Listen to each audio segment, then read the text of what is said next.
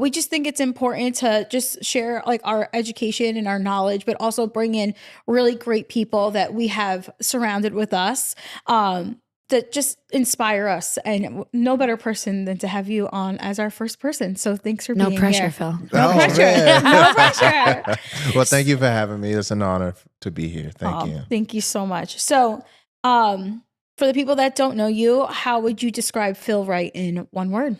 Wow. Or a few words. Ooh, that's a hard is starter. Yeah, that's hard. In I one know. word? In one word, if you like Billboard, Phil Wright. Extrovert. You know, it's so many different words. I'm so layered in so many different categories, but I often get the outgoing, the loud mouth of the room or whatnot. But I'm so layered in so many different categories. And there are, selected amount of people that know that side of me. But for the most part, I hope that people perceive me as to be the fun guy of the room and whatnot. So yeah. I mean, I think you're the fun guy of the room.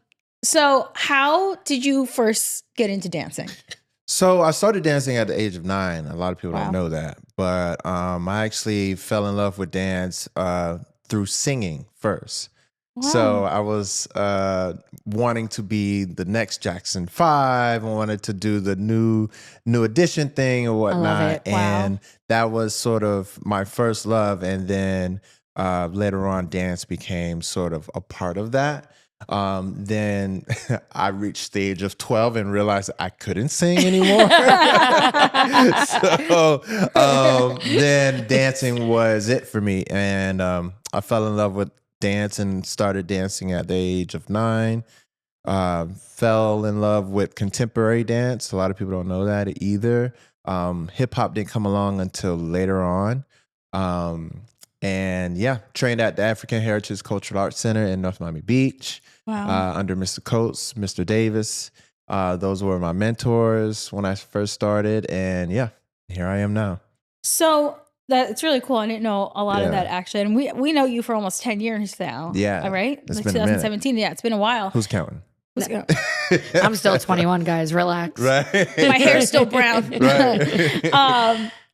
So when would you say you had your aha moment that you're like, this is it. I want to dance. Like I want to do this professionally. Was there an aha moment? My aha moment was performing for Brooke Hogan in Miami, Florida at Calle Ocho. Hey, no judgment, man. No judgment. But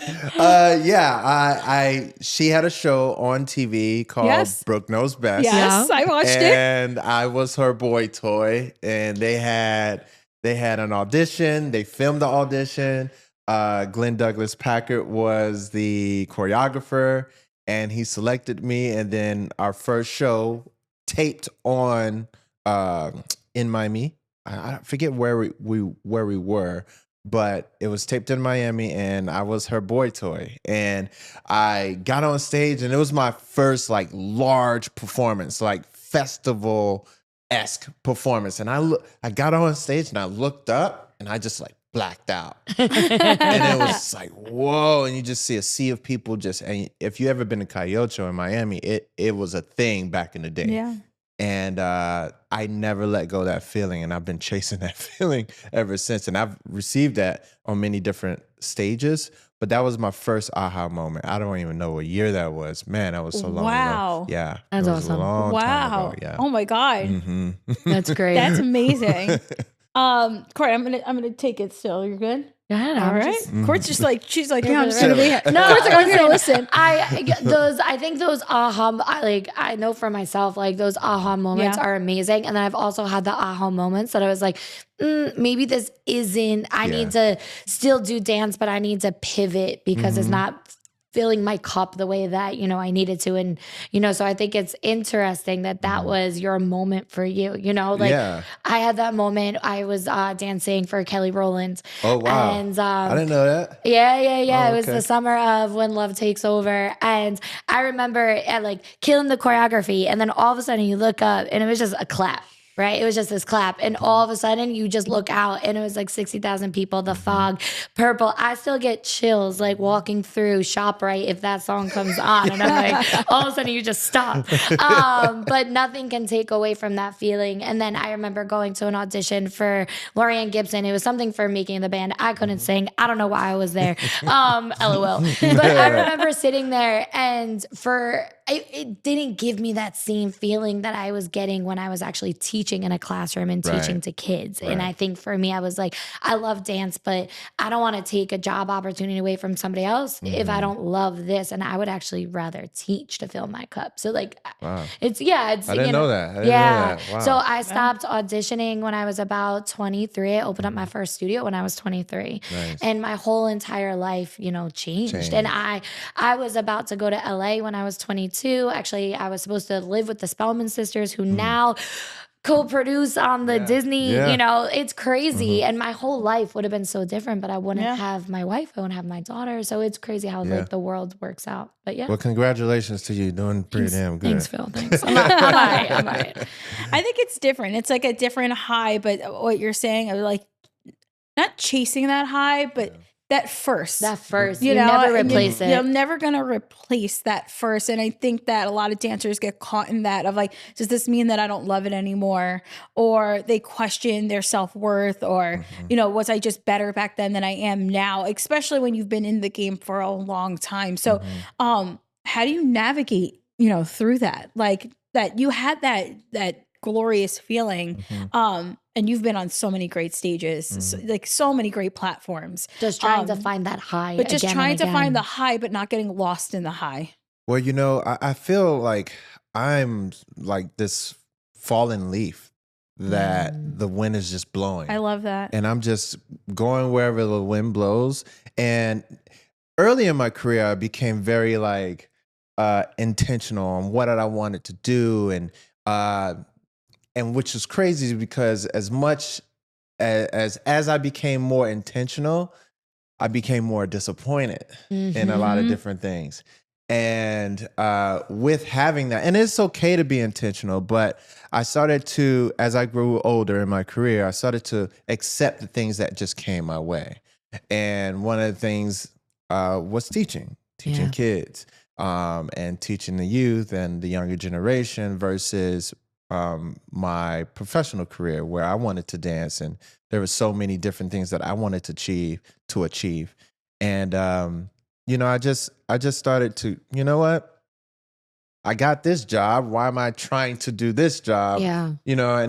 And then you become ungrateful for the things that you are doing. Yeah. So it's sort of a catch-22, I was very, I don't want to say ungrateful for what I was doing, but I was really, if I could tell you the honest truth, I was running away from teaching kids. Wow. I was running away because I had so many different dreams that I wanted to achieve. Yeah. And I was selfish during that time. Not saying that was bad, but it was a very confusing state in my career. Yeah.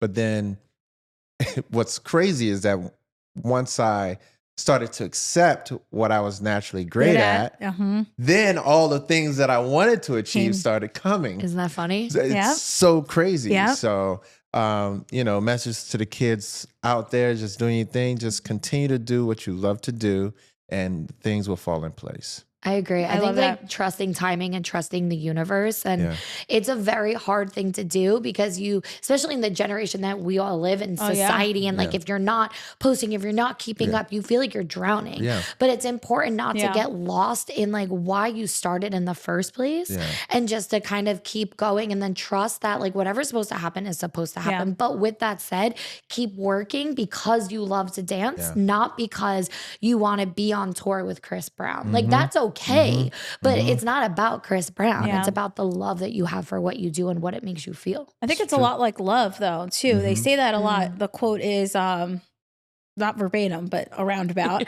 of like, stop searching for it and it will come for you. And it's so hard. It is the truth. And when I mean, it's hard. I've always been in a relationship, but I'm a relationship girly. Boys or girls. So, I mean, it's just who I am. But you know when like you really want that love Yeah. and you're like, why can't I find it? They're in love. They're getting married. Why? And you keep forced. it's forced. Yeah. Yes, that's what I was trying to say. It's like it's forced. But if you can just relax, and you said it last night of being that I think Robert De Niro, you said, and just that Just chill. be cool. Just be cool. Just be cool. Just ride the wave. Yeah. Don't get too high. Don't Don't get get too too low. low. Mm-hmm. Just keep it cool. That was Robert De Niro. Yeah. But I yeah, not Phil Wright. Yeah. But I do think if you can just settle in that, and if kids, especially nowadays, because of social media, they'll have everything that they want come to it. But I think that's such a great lesson that you learned, that everything you wanted came when you started doing what you were meant to do. Yeah. Absolutely. That's amazing. Totally I didn't know agree. that. Yeah. Yeah. I mean, for many years I ran away, but you know, it just that's what I was good at. Yeah. You know, that's what I was good at. And turned out it's so crazy. So here's a little story. So after I had not given up on my career, but you know, I was just like, you know what? It is what it is, washing my hands with it. I'm just going to continue teaching and maximize on what I have. Right. Yeah. Few months in, maybe a year or two in, I get this call from my friend. She's like, hey, I'm connected to Chris Brown.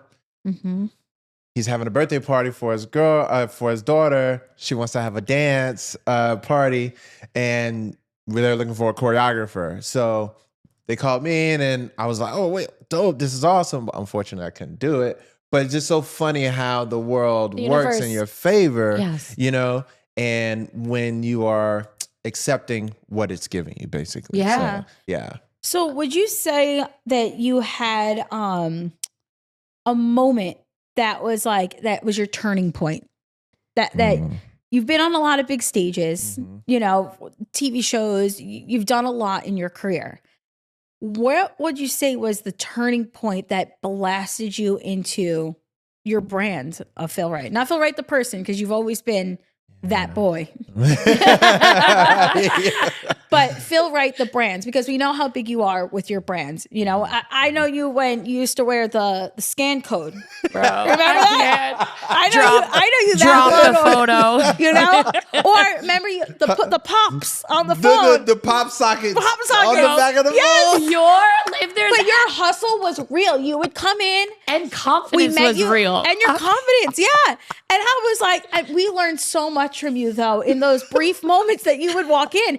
And, you know, you were with Click It. Click It had their sign up. And you're like, no, Phil Wright's here. These are my pop sockets. Scan my shirt. Bro, but you know now, like, so many people use that. Yes. I would just like to say, like, back But he in was the 2015, first one, guys. It was Phil was the first one. on a big ass shirt that he's like, I'm here. Just in case you forget my face, Scan the scan is right here. Yo, you know what? Honestly, I don't know what really just took me into the universe of just embracing everything. I will say this is a little not traumatic, but back in 2015, I lost my mom, right? And I don't know what it is. I don't know what happened. And obviously, I was still chasing my dreams and living in LA and doing no thing. When I found out and when that happened, I felt the universe go like this. And immediately, I'll tell you no lie, Ashton Court, my career went shoof. It went into another stratosphere. Wow. And I say that because I would trade it all back. You know what I mean? Because nothing can replace your mother in my eyes. And ironically, all of the success that I gained on the uptick, it really, I didn't care for it at that time. Wow. I didn't care for it. I was striving for it for so long, and it came at a very inopportune time. It was a very, very dark time in my life. I was on autopilot. Yeah, buy this, do that, do, boom, boom, boom, boom. I'm here, I'm there, bop, bop, bop. All systems go. But on the inside, man, it was not cute. So during that time, that's why it's always a blur to me, because I wasn't really like I appreciated it, but it was just like, I was looking up like, I don't care. Yeah. None of this stuff now, you know? Yeah. Yeah. So But maybe you need it. Maybe, the universe, the angels above, maybe that's what you needed to get you through that moment. You know what I mean? But I understand of wanting to be more present, and not that you weren't grateful, but you were split, right? Yeah. Like, but maybe that's what you needed to get you through that moment. it was crazy. I mean, I'll tell you how exactly how it happened. I had been in LA for some time, and I got booked by Clear Talent Group. Okay, yeah. And Othan was having a workshop in Hollywood, and I had taken a couple of her workshops, and she had an audition. I don't even know if it was an audition or a direct call, but she was choreographing for The Dream. And this was when Revolt TV was around. Okay. And I had not booked a professional gig in LA quite yet. I was still green and dry boots. So she ended up booking me. I come home, and, we have the show. We get premiered on Revolt TV during that time. Wow. And then I get a call from my sister. I pick up the phone, like, oh, so you saw me on the news broke right then and there. God. So I went from cloud High. Nine to like, oof. bottom, 6 feet deep. I was torn. In an instant, all of the sensation that I got from that job dissipated. It was like didn't nothing matter. Nothing mattered anymore. Yeah. So that taught me a true lesson as to not to put too much power in jobs, don't put too much power in other people. Choreographers, instructors, or whatnot. And I don't say that because Othan's great. Let me get the record straight. She's awesome. One of the GOATs, actually. And I'm just talking about that particular instant In your life, yeah. in my life. It was very, very conflicting, very conflicting for me. Yeah.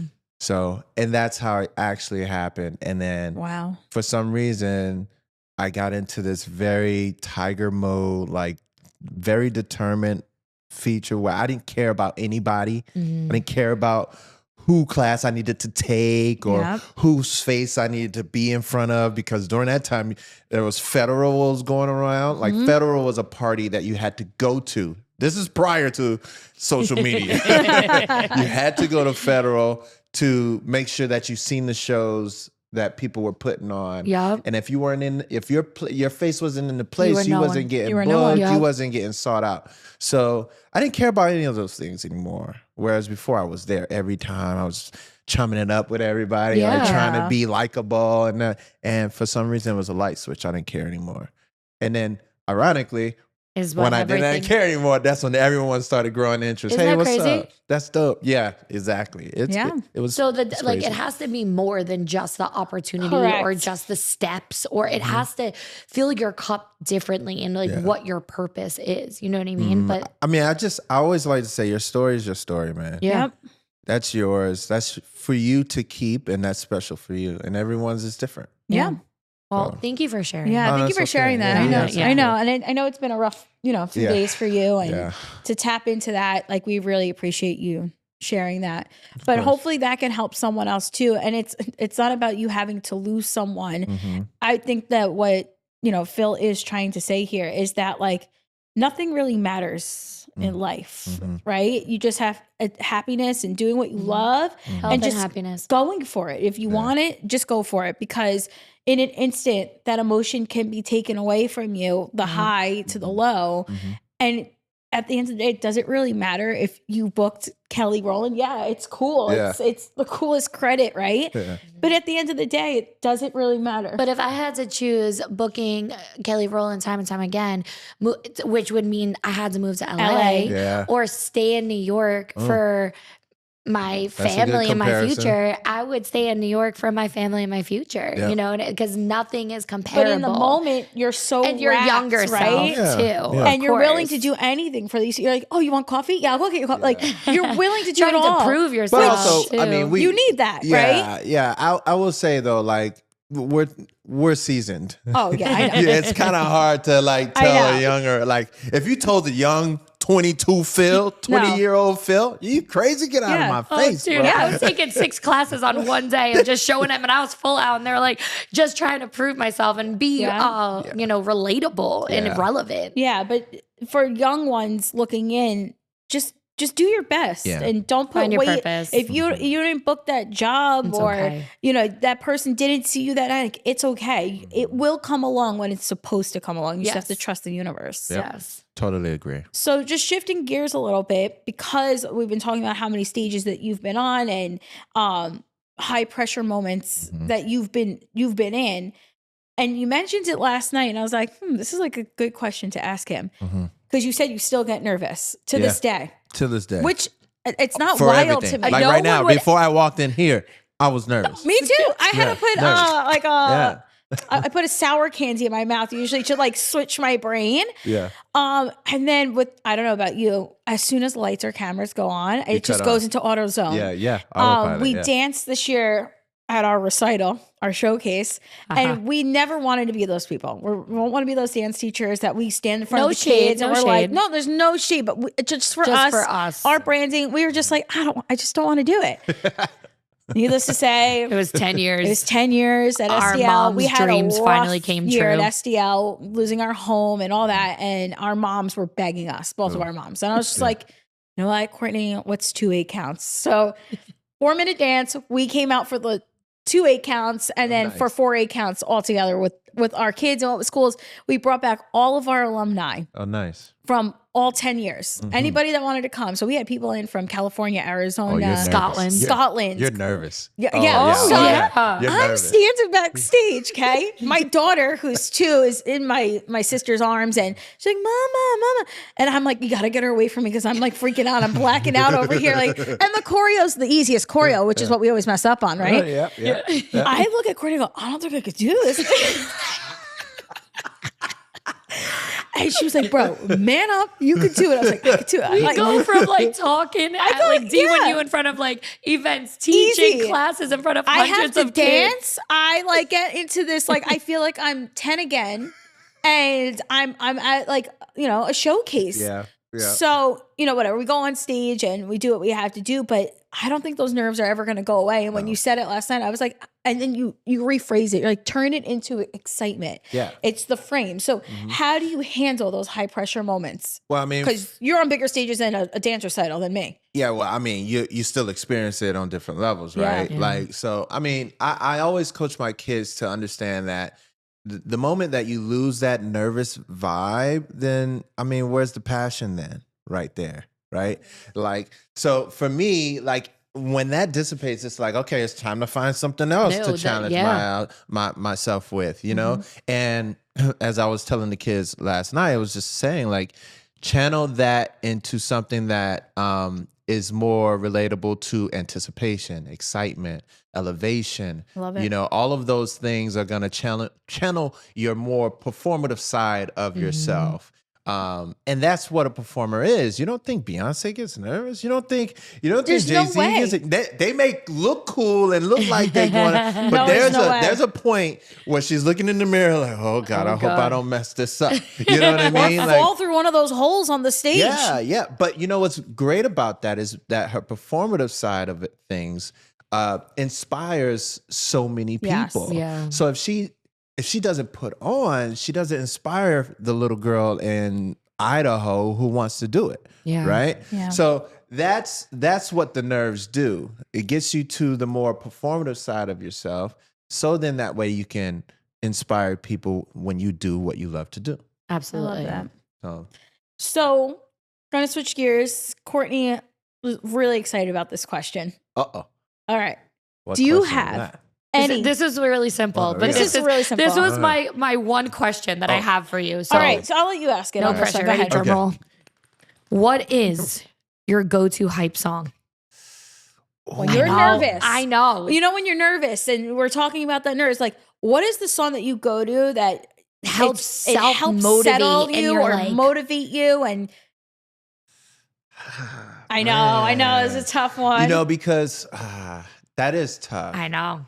Because I have a different playlist for like if I'm in the gym, if I'm going for a car ride, if I'm about to teach, if I'm about to watch my kids go on competition on the world stage and I can't help them, I could just clap for them. Like I know what I play as I do my makeup to take on that day. I don't know. But I have one. Well, I don't think I can have one. I don't think I have one because different scenarios call for different feelings. So like if I'm, and this is what I normally do. If I am like uncontrollably like nervous, I'll put on some Gene Aiko to calm me down. Yeah. You know, I'll put on like some LMA to calm me down. Mm-hmm. But if I'm going to the gym, Rick Ross is on my playlist. Like, you know, Meek Mill is on my playlist. So I don't think I can have one. I think I have, you know, more so of genres and categories. Got it. Depending on the feel. Got it. You know, That's fair. What's your one? I really have two. I'm not gonna lie. So then, how do you but it's the same pose the question genre. to me? It's the same genre. It's the same genre. Even if I was going to a hot yoga class, Annie Up or Many Men. Oh yeah, Many Men, yeah. I'll be going to Courtney's Starbucks, like 50 Cent but it's girl, just though. the confidence. That Many Men is a gym for me. I get that though. I can Like feel I that. can't play Many Men. Courtney's like Many Men, Star Power, watch out. Like that's what Yeah. she's thinking in her head. Like I can't play Many Men in different. Yeah. I see. It what you're just brings saying. you that confidence. Yeah. But then if I want to be like hype, then I can like, I mean, I'm a 50 Cent girl. Yeah. But like Yeah. if I want to be hype, I'm like, all right, Disco Inferno. It always makes me, I mean, Yeah. Kaylani's in my feels, makes me feel no, like I love confident. 50 but too though. 50 goes off. every song. I love Patiently Waiting. Yeah. I oh love yeah. Patiently every song. Waiting. That's a good one. I feel like coaches too, like especially dance team coaches, like they're always trying to find that music to hype their kids up. And we'll tell our teams, we're like, okay, Make a create a playlist. playlist. Yeah. And they put on, and I like Do you know look what? at them. Wait, do you know? I'm gonna put them on right now, and they're gonna be like, "This Ashley." The other day they warm up. You know what they warm up to? What? This is hip hop. They warm up to "Mirrors" by Justin Timberlake. What? I like the song, right? Mirrors, But how you great get song, hype off Justin. of That's that? what I'm looking at them. They're And I'm like, it's like you're a mirror, and I'm like, we're about to go. You saw our dance last night. Yeah. That's How so are hype. they getting in that zone Yeah. with mirrors? Maybe I don't. I no, have there's I no think it's a reason. generation. There is no I reason think it's except generation. that this. I'm sorry, kids. This generation is music- just lost. Yeah. So my advice to you is to go on YouTube. Early 2000s. Early 2000s, put Mega Mix. 2005. Yeah. Download it. Megamix finds it. Yeah. But as coaches, I feel like it's such good advice to kind of like hype those teams. I do agree. up, Yeah. No matter what. I mean, listen, Palm alone, like Palm is watching 2 minutes of complete athleticism. Yeah. I mean, it is unbelievable. You need something to get you through that. Yeah. But I was just curious because your energy is always at a level 500. 500. Yeah. Except probably when you sleep. And even when you sleep, I bet you it's going like A1, A2, A3, and A4, and A5, and A6, and A7, and Nah, A8. Rick Ross is the artist that I'll go love to it. I to love kind that. of get me going. All right, I mean, locked and loaded. All right, Done. Rick Ross, Phil Wright. 305 Miami. You know, I love so. it. I love it. Yeah. Okay, so do you have any rituals before you go on a big stage? I don't. I Wow, really don't. Wow. I really don't. You want to know mine? What is yours? Always since I was a kid, and I don't know why. I make the sign of the cross. Uh-huh. Before I it was like cool, by the way. I have to knock on the floor 2 times, Uh-huh. and then I make the sign of the cross with my foot. Really? Still to this day, I have to do it, or I feel like I'm going to mess up or fail. Really? Yeah. Ashley also is the person that goes to competition and like she's so no, this is true. I'm superstitious. She is Superstitious. so superstitious. It's an Italian thing. She will look at me the next day and she'll wear like red like socks or red No, underwear. I always have And red then underwear on a comp it's days. like it brings away the takes evil. the evil away. She will literally, I'm sorry if you're listening to this, not hug certain coaches because she's like, No, I can't do it. She's like, good luck. Don't rub the bat. No. One time I hugged the That's coach. funny. Okay, we were undefeated. Yeah. and I knew this one was out to get us a little bit. I said, you know what? I'm gonna be nice and hug. I'm done with this omen stuff. It's the holiday season. I give her a hug. We come in fourth. I've never come in fourth. No, actually, guys, the whole entire audience looked around and they're like, what happened? Yeah. I got in the car. I said, it's because I hugged her. So now when she's yapping it out with people, I'm with the kids. I'm like, have my sunglasses on. I don't want no one to touch me. That is crazy, yo. Yeah, but it has now transformed. I was just curious if you had one. To all of our students being also, My kids are the same way now. Superstitious. And they're like, well, we wore a left red sock yesterday, so today we have to wear a left red sock on the pinky toe. And I'm like, what? Yeah, Like- no, I've never committed to a ritual. I do have the thoughts of I'm gonna do it anyway, so here we go. Love it. You know, that type of thought process, but I don't have like a 1, 2, 3, Fives. 5, 6, 7, 8. You know, I don't have one of All right, those. cool. no. Awesome. So I have 2 more questions, and then Courtney has one. So Sure. how do you keep that lasting impact? That Phil Wright, I'm going to say brand again, but it's you as a person that everyone talks. When you say Phil Wright, everyone says the same thing about you. High energy, good guy, nice human, charismatic, genuine, nice, giving. So how do you do it? How do you keep that lasting impression? How is your energy there? I mean, honestly, I don't know. You know, there are people who smile cry too, you know? And I think a lot of my turmoil and things that I've been through have navigated to be, you know, navigated me to be the person who I am today. And I like to live in that. I'll be honest, teaching kids changed my life. Changed my entire life. I am not the person who I was 20 years ago. That changed my life. Different scenarios changed my life. Encountering certain people changed my life. So, you know, me being a seasoned teacher and choreographer and whatever you want to call it, it's just, it comes with experience. And what I dish out to the world is mostly what I get from different pieces of the world itself. I love that. So anything that you've heard from me is probably coming from someone else as well. I'm not going to sit up here and feel like I'm some innovator or some originator. You know, everyone was born under the sun. Like nothing's new under the sun is what I really wanted to say. And it's just, I give it in a perspective of my own way of thinking. And I just look to inspire as I continue. How do I keep it? It's a tough question. I don't know. I am a workaholic. I'll be honest. I'm a workaholic. Was my wife. You know, in which this can be debatable. I'm probably put my foot in my mouth when I say this, but here it goes. Here's the clip. I'm ready. I'm ready. For me, being the 39-year-old I am now, life is work and work is life for me. Is because number one, I love what I do. I love what I do. I wake up with new ideas on what I can do to further it or whatnot. If you gave me $1 trillion today, I don't think I would stop working. I would try to figure out something else to do or I am a true 100% workaholic. That comes with its good perks and bad perks. I do run myself into the ground. Same. I do 100%. And you may not think that because I'm so social media heavy and in person. Yeah. But people don't realize just because you see me on social media doesn't necessarily mean that I'm working all the time physically. So that's where you kind of can get the misconception of, man, he's always on the go, which I am. But I'm getting better with pacing myself.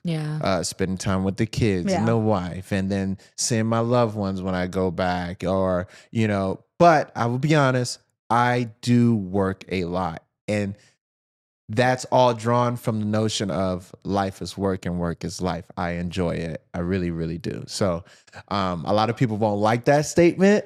No, I but think we're similar. it's okay. So we appreciate the honesty because people like us, and again, you're someone who really inspires us for a long time.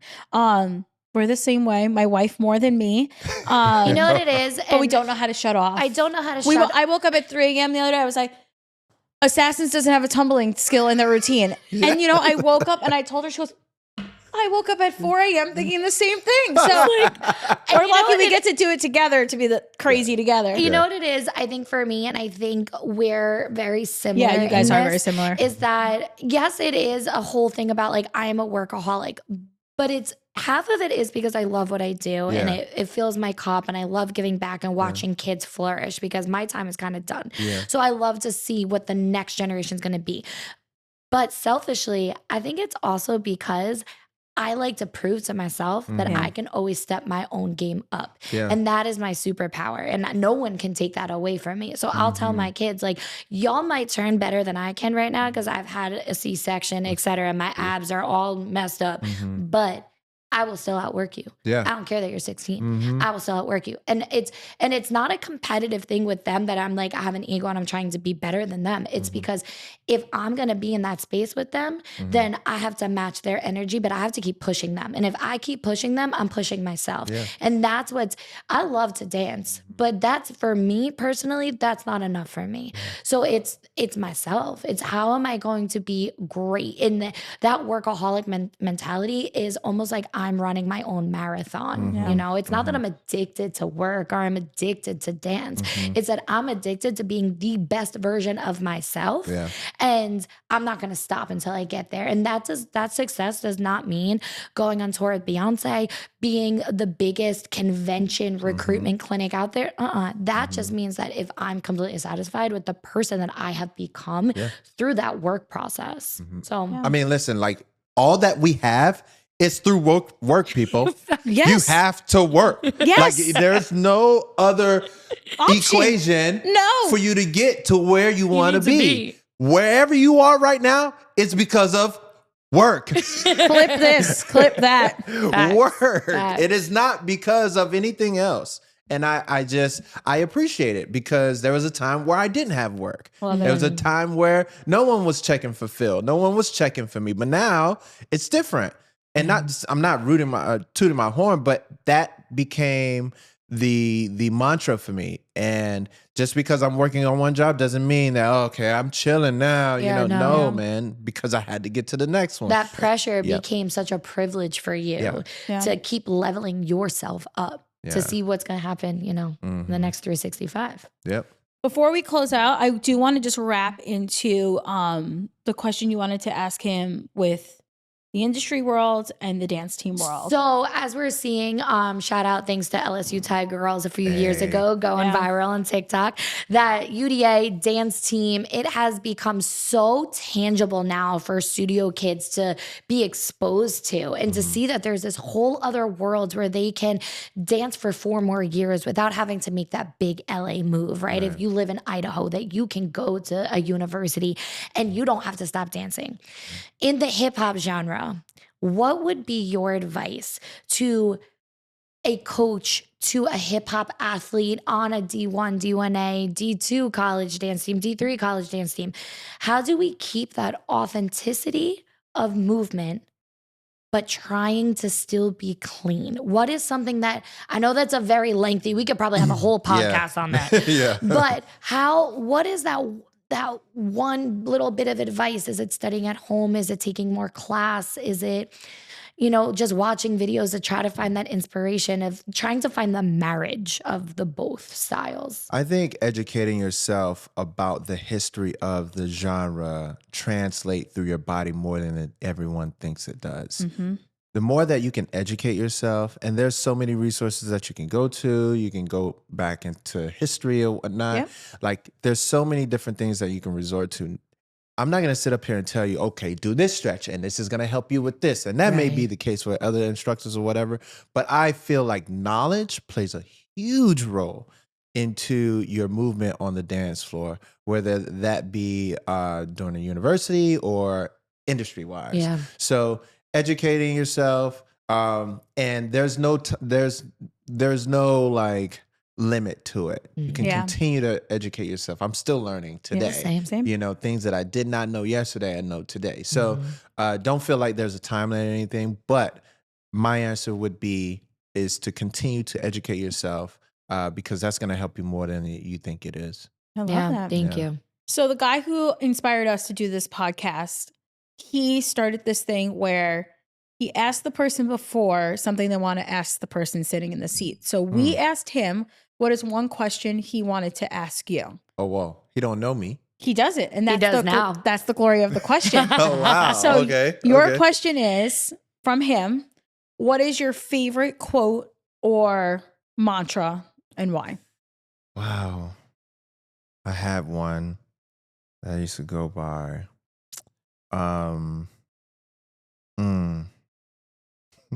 I don't know. I don't know. You can get back to us I on used to this. have one, and I used to say it all the time, but it's not coming into my head right Yes, now. yes. I mean, I was That's a positive that one.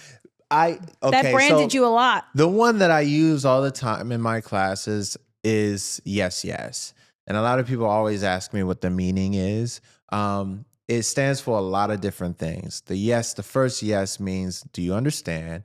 The second yes is, will you do it? Okay. So, I say that all the time, and a lot of kids don't understand the meaning by it.